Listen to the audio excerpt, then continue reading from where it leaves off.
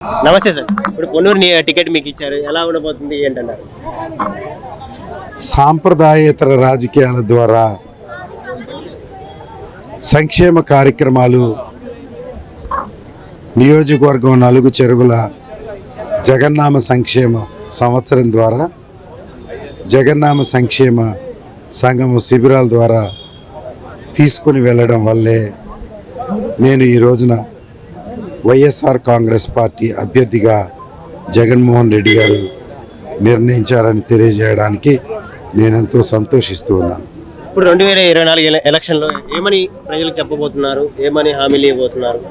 2024 ఎన్నికల ప్రక్రియ నామమాత్రంగా జరగాల్సి ఉంది, కానీ ఇప్పటికే జగన్మోహన్ రెడ్డి గారు ప్రజల హృదయాల్లో మెండుగా ఉండడం వల్ల వారు విజయం సాధించడం అనేది చాలా సునాయాసమైన విషయం. అయితే ఎన్నికల ప్రక్రియ ప్రారంభమైంది కనుక అందరూ కష్టపడి ప్రతి కార్యకర్త వైఎస్ఆర్ కాంగ్రెస్ పార్టీ శ్రేణులు నాయకులు ఏకోన్ముఖంగా ఒక పద్ధతి ప్రకారం వ్యూహం ప్రకారం మనం చేసిన సంక్షేమ కార్యక్రమాలు ప్రజల్లోకి తీసుకొని వెళ్ళి వారు పోలింగ్ బూత్కి వచ్చే విధంగా చేసే ప్రక్రియలో అందరూ కూడా నిమగ్నం అవ్వాలని నేను వారిని కోరుతూ ఉన్నాను. టీడీపీ జనసేన కలిసి రాబోతున్నాయి, జగన్ ఓడిస్తాము, ఇక్కడ పొన్నూరులో కూడా ఓడిస్తామంటున్నారు, ఏమంటారు? టీడీపీ జనసేన కలిసినా ఎన్ని పార్టీలు కలిసినా నేను చెప్పాలనేది ఏంటంటే, అమెరికా లాగా ఈరోజు డైరెక్ట్ ఎలక్షన్ పెడితే జగన్మోహన్ రెడ్డి గారికి 70% పైన ఓట్లు వస్తాయి.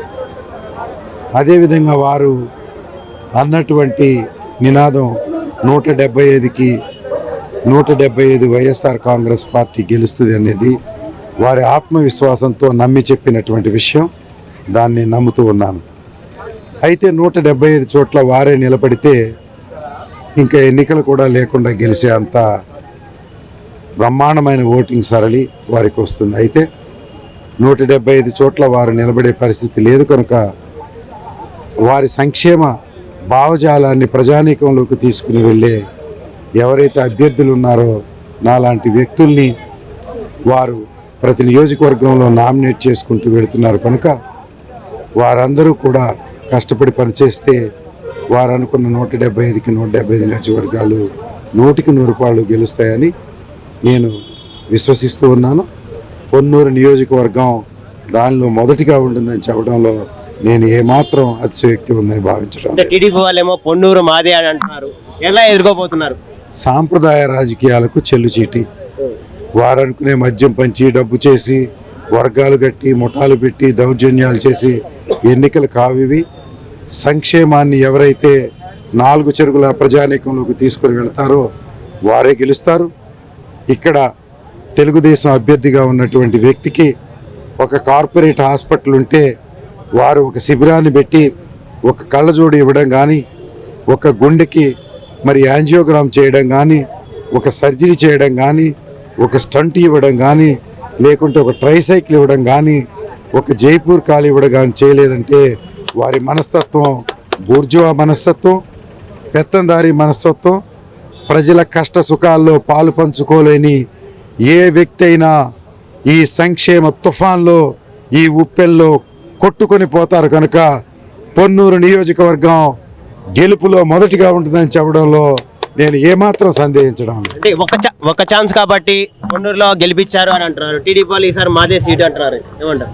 నేననేది ఏంటి అంటే, ఒక్క ఛాన్స్ పొన్నూరులో ఒకసారి వైఎస్ఆర్ కాంగ్రెస్ పార్టీని గెలిపించారు, మరో ఛాన్స్ ఇంకొక పార్టీని గెలిపించే పరిస్థితి లేదు.